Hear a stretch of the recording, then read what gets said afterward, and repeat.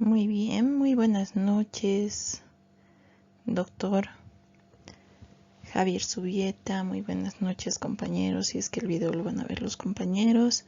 En esta ocasión voy a explicar sobre el tema derechos patrimoniales de las cosas y derechos reales. Bien, de las cosas en el derecho romano.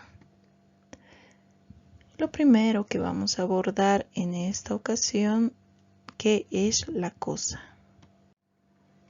Y para este tema tendremos en cuenta que las cosas se clasificaban según ciertas características, lo cual vamos a ver posteriormente. Para abordar sobre la cosa o las cosas, veremos lo más importante, que viene a ser el concepto general de lo que son las cosas en Roma, lo cual proviene de un vocablo latino, que es el res, como observamos aquí. Res es igual a cosa, cosa es igual a res. Entre el concepto general de las cosas tenemos que es todo objeto material del mundo exterior sobre el cual pueden recaer derechos. Bien, aquí tenemos en el derecho romano la palabra cosa proviene del vocablo latino res. Debemos igualmente recordar que en el sentido originario de Roma, tanto los esclavos como los hombres degradados destinados a satisfacer los caprichos de los demás eran considerados como una cosa. Para ello, debemos estudiar el uso de las cosas que hacen en derecho. En este sentido se puede decir que res hace referencia a todo ser de la naturaleza exterior que puede ser objeto de propiedad. Al respecto, Ferrini manifiesta que los modernos no hablan de objeto de propiedad, sino más bien de objeto de derecho.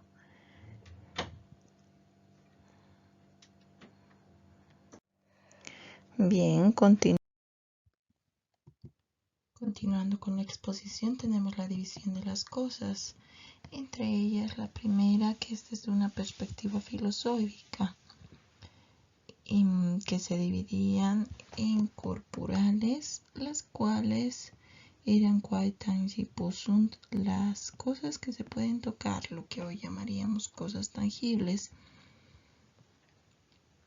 e incorporales quae tangi non possunt, las cosas que no se pueden tocar, lo que ahora llamaríamos intangibles, entendiendo por cosas corporales todo aquello que cae bajo los sentidos, es decir, todo lo que se puede tocar, palpar, como un objeto, un fondo, y en Roma lo que tenían esclavos. Mientras que las cosas incorporales son las que no se pueden percibir o tocar por los sentidos, tenemos las cosas que están constituidas por un derecho, por ejemplo, la herencia, el usufructo y la servidumbre, todo lo que no cae bajo los sentidos. Otra división, otra clasificación, al margen de lo que ya habíamos manifestado, es que se dividían en dos grandes grupos. Una de ellas la res divinae y la res humanae. En esto vamos a hacer un paréntesis y empezamos con que tenemos la res extra commercium, que según el derecho romano no todas las cosas podían ser susceptibles a la aprobación de los particulares. No todos podían tener derecho a obtener las cosas ni tampoco adquirirlas. Y una pseudo clasificación de esta clasificación, valga la redundancia, es en la que entra lo que habíamos mencionado, la res divinae. Dentro de la res divinae, que son las cosas dedicadas a los dioses y de carácter religioso, santo y sagrado, que son el sepulcro o el lugar donde se guardaban las cenizas de los restos humanos. Tenemos otra clasificación, otra división más pequeña, que es la res santae, que sería la cosa santa. Entre estos estaban los muros, las puertas de la ciudad, que no todos podían tenerlo en sus casas, ¿verdad? Era un derecho divino. También tenemos la res sacrae, las redes, las cosas sacras, perdón, que eran consideradas como las cosas sagradas al rito religioso, a los dioses, como por ejemplo el cielo, los templos, vasos sagrados y otros. La res religiosa es una de las clasificaciones también de la res divinae, que son las cosas consagradas a los dioses, como los sepulcros. Dentro de esto, como habíamos mencionado, tenemos las res humanae, que son las cosas humanas que eran todo lo que estaba a disposición de los mortales. También tenía una subclasificación en la cual se encontraban las cosas comunes, las res comunae, cuyo uso común es parte de todos los hombres, como todo lo de la naturaleza, el agua, el aire, el sol, que nadie puede apropiarse, no es solo derecho de alguien, es de todos. Las cosas públicas, la res publicae, todo objeto que se utilizaba para desarrollo social, era de propiedad del pueblo, de propiedad pública. Todos podían gozar de estas cosas, y pueden ser las rentas, los puertos, en general las tierras del estado, por ejemplo, las calles, los ríos, es propiedad de todos y de ninguno, ¿no? Cosas universales, las res universitatis, eran las cosas que pertenecían a las personas morales que no fuesen del Estado romano, como por ejemplo las plazas, teatros, bibliotecas, los estadios. En contraposición de la res extra commercium tenemos la res in commercium, que son las cosas que sí pueden ser apropiadas por los particulares y estaban dentro del comercio. Cosas susceptibles de aprobación, y se dividía en las res mancipi y las res nec mancipi. Las res mancipi eran todo lo valioso para las personas, lo que se podía transmitir, pero con actos solemnes, con solemnidades, algo que les costaba tener, y como dije, con actos solemnes era su transmisión, como los terrenos, las casas, los animales domésticos, era la servidumbre, era algo valioso para ellos, porque gracias a eso obtenían todo lo demás, ¿no? Y en contraposición tenemos la res nec mancipi, que era todo lo que no era valioso, lo que no necesitaban de un acto solemne para ser transmitido, como por ejemplo ahora podríamos verlo, el hecho de regalar un bolígrafo, prestar un bolígrafo, no necesitas un acto solemne, no necesitas hacer nada legal para poder transmitirlo, ¿no? Dentro de esto también se dividían en cosas corporales e incorporales, en cosas muebles e inmuebles, cosas consumibles y no consumibles, cosas fungibles y no fungibles, cosas divisibles e indivisibles, cosas simples y compuestas, cosas principales y accesorias, cosas fructíferas y no fructíferas. Dentro de esta clasificación tenemos algo muy importante, que son los frutos. O el fruto de las cosas. El fruto es el beneficio que produce la cosa en forma periódica sin alterar su sustancia. Por ejemplo, intereses, fruto de los árboles, los alquileres no alteran su sustancia, no va a cambiar. En las clases de frutos tenemos 3 clases de frutos: el fruto natural, el fruto industrial y el fruto civiles. Entre los frutos naturales es todo aquello que se produce sin que intervenga la mano del hombre. como por ejemplo las flores, la leña, la leche, la lana, todo en lo que no estamos involucrados. Dentro del fruto industrial tenemos todo aquello en la que sí interviene la mano del hombre, como los automóviles, calzados, las casas, la vestimenta. Es necesario que haya mano de obra, ¿no? Frutos civiles son beneficios que la cosa brinda a su titular emergentes de un negocio jurídico, por ejemplo, los alquileres, intereses y otros. Otra división que tenemos, no menos importante, son las cosas de nadie y las cosas abandonadas. Las cosas de nadie, también llamadas res nullius, son las cosas que pueden ser objeto de propiedad y están fuera de cualquier patrimonio, como por ejemplo la herencia, el botín de guerra y otros. Las cosas abandonadas, las res derelictae, cosa a cuya propiedad ha abandonado o renunciado el dueño.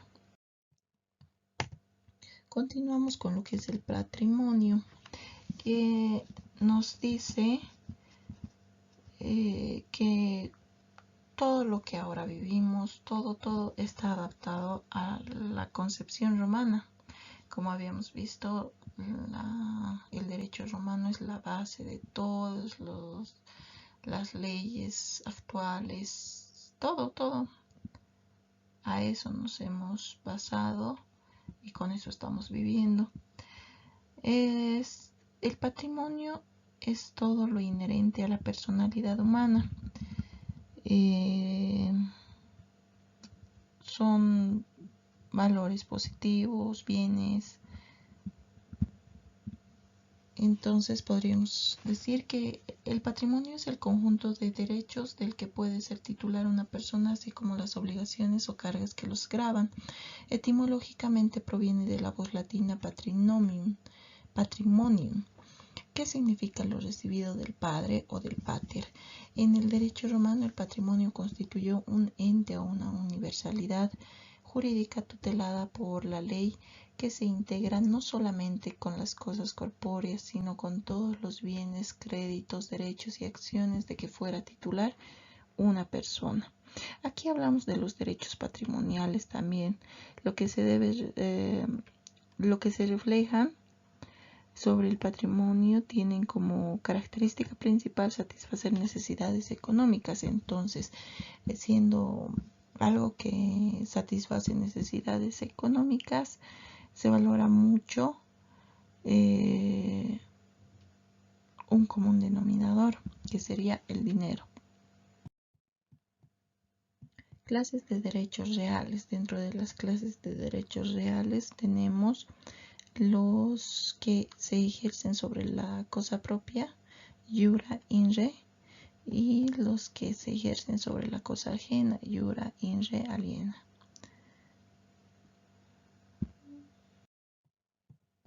La posesión. Nos dice que el término posesión deriva de la voz latina possessio, que a su vez proviene de posidere, palabra compuesta del verbo sidere y del prefijo pos, que significa poder sentarse o fijarse en una cosa. Como noción general se tiene que la posesión se presenta como un poder de hecho que el hombre ejerce sobre las cosas.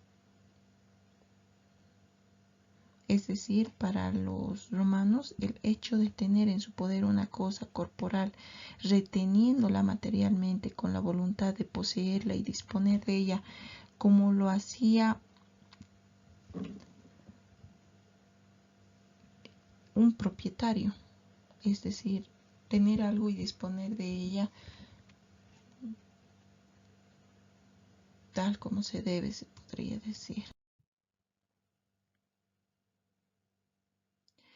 Como noción general, se tiene que la posesión se presenta como un poder de hecho que el hombre ejerce sobre las cosas, no es una situación de derecho. Elementos constitutivos de la posesión. Los elementos de la posesión destacados por los jurisconsultos clásicos son uno externo, material, y un segundo interno, subjetivo o espiritual. El primer elemento se expresa con las palabras tenere o detinere, esse possessione, possessio corporalis o simplemente corpus. El segundo elemento lo designaban con el término animus possidendi, affectio possidendi o sencillamente animus. La concurrencia del corpus y el animus eran requisito necesario para conocer la posesión. Los referidos requisitos eran concurrentes. Naturaleza jurídica de la posesión.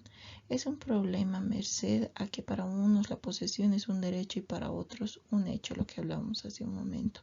Ambas teorías tienen cabida en el derecho romano, empero la que tiene mayor adhesión es la de que la posesión es un hecho. Efectos de la posesión. La posesión para los romanos apenas nacía, se constituía en una relación de derecho, presupuesto de aplicación de normas jurídicas, se presentaba como el objeto o contenido de un derecho. Posesión de buena fe y mala fe. Poseía de buena fe aquel que creía tener un derecho legítimo sobre la cosa poseída. Poseía de mala fe el que actuaba como poseedor a sabiendas de que carecía de derecho alguno sobre la cosa objeto de su señorío. Adquisición y pérdida de la posesión. Se adquiere la posesión como se adquiere por el corpus y el animus.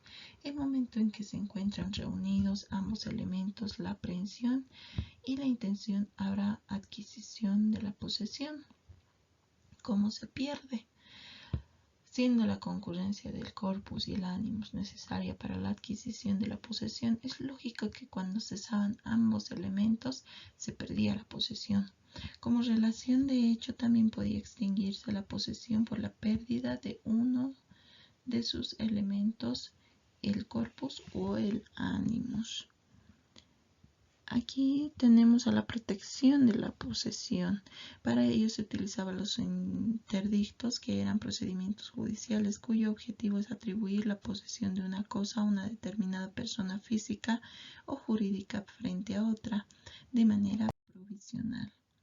¿Qué es la propiedad? Continuando con el tema, tenemos derechos reales sobre cosa, la cosa propia.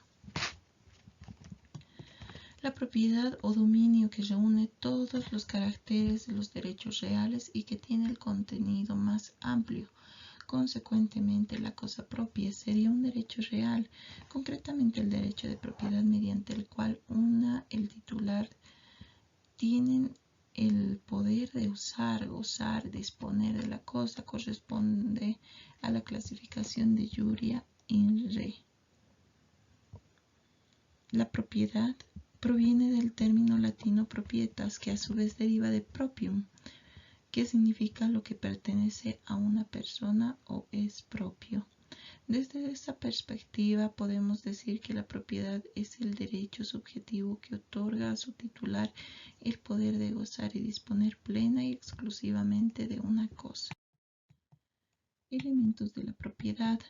Tenemos primero el jus utendi, derecho de uso, que es la facultad de usar o derecho de servirse de una cosa obteniendo de la misma toda utilidad que uno pueda con exclusión de otra. Vivir en una casa, servirse de un fondo, etc. El jus fruendi, el usufructo, que es el derecho de gozar, disfrutar o derecho de recoger los frutos de la cosa. El jus abutendi, el derecho de abuso o el derecho de libre disponibilidad de la cosa misma, aun a riesgo de disminuirla y consumirla totalmente. Aquí tenemos los caracteres de la propiedad, que se caracteriza por ser un derecho exclusivo y absoluto, además de perpetuo. ¿Qué es exclusivo e individual? En el sentido de que el propietario puede impedir a quien quiera que sea concurrir en el ejercicio de los poderes inherentes a la propiedad y en la titularidad de ellos. Es perpetuo e irrevocable, ya que subsiste con independencia del ejercicio que de él haga su titular, esto como consecuencia del carácter absoluto y exclusivo que presenta. Es absoluto porque otorga a su titular el poder de gozar y disponer de la cosa como mejor le plazca. Las clases de propiedad. Dentro de las clases de propiedad tenemos dos especies distintas formadas al amparo de dos grandes corrientes jurídicas, es decir, el derecho civil quiritario y el derecho pretoriano bonitaria, que durante mucho tiempo influyeron paralelamente para finalmente unificarse en un sistema de derecho privado que tuvo su expresión legislativa en el Corpus Juris Civiles. En efecto, el derecho justinianeo, las referidas clases de dominio se unifican en una compilación y solo queda un ligero vestigio de diferenciación.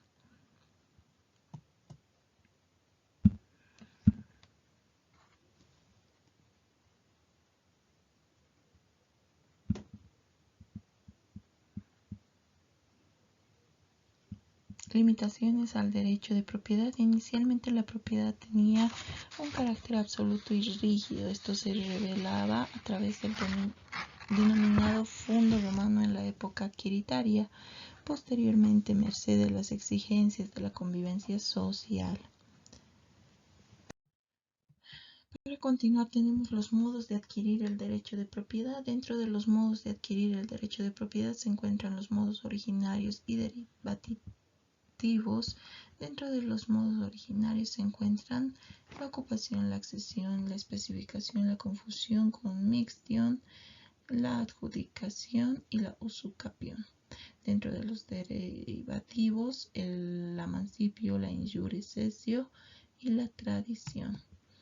Pérdida de la propiedad. ¿Cómo perdían la propiedad? La propiedad podía extinguirse por los siguientes aspectos: por voluntad del propio dueño, es decir, por un acto de voluntario de su titular, si éste abandonaba o transmitía a otro sujeto por causa de la cosa misma, como por ejemplo si parecía o dejaba de estar en el comercio jurídico de los hombres, y por disposición de la ley, cuando ésta dejaba de reconocer y proteger dicho señorío a su titular. Copropiedad y condominio. La situación jurídica en la cual dos o más personas tienen en común la propiedad de una cosa configuraba la commutio modernamente denominada copropiedad o condominio. Esta propiedad podía ser voluntaria cuando resultaba de un acuerdo o incidental cuando se constituía con independencia de la voluntad. ¿Qué son los derechos reales sobre cosa ajena? Aquí tenemos primero a las servidumbres. El vocablo servidumbre proviene de servus, equivalente en la voz latina servitus, que indica una relación de sumisión, una restricción a la libertad. Las servidumbres están entre los derechos que se ejercitan sobre cosas ajenas, pertenecientes a personas distintas de su titular, razón por la cual se denominan derechos reales sobre cosa ajena, jura in re aliena. ¿Qué caracteres tiene? Las características más salientes del derecho de servidumbre era el de ser indivisible, la indivisibilidad, ya que un estado de sumisión no puede ser constituido fraccionariamente.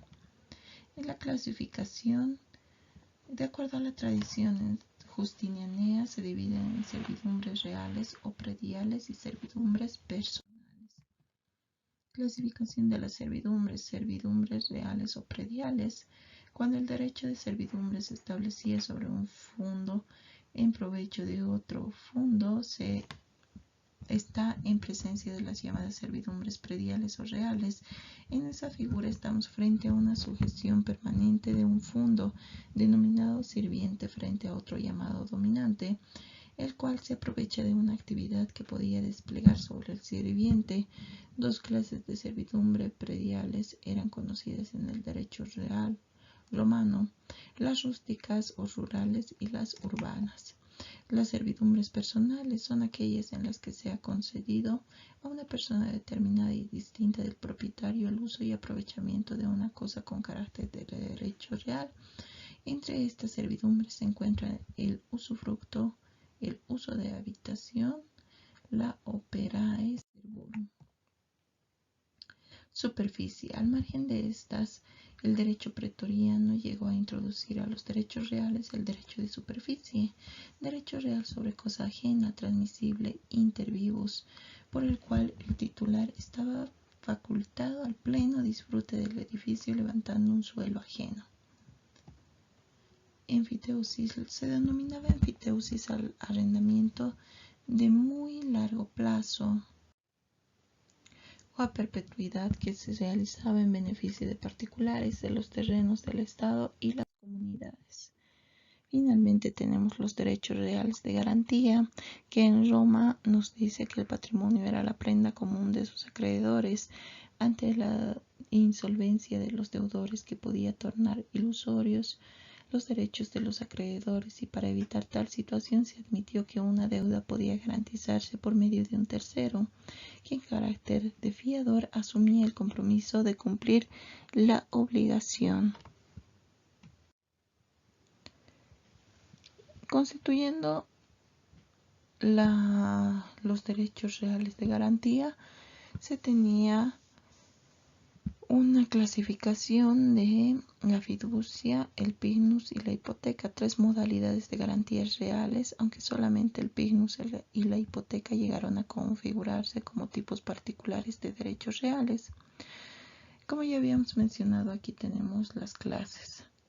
La fiducia consistía en la entrega al acreedor de una cosa que pertenecía al deudor mediante el emancipio o la iure cessio, concertándose al mismo tiempo un pacto por el cual el acreedor se obligaba a devolver la cosa al deudor una vez satisfecha la deuda.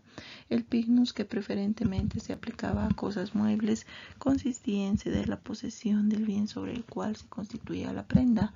Más tarde se admitió la constitución de la prenda por simple conversación, sin la entrega de las cosas. Y la hipoteca. En la hipoteca, si bien el acreedor no adquiere la propiedad o posesión de la que goza, un derecho le permitirá oportunamente ser acreedor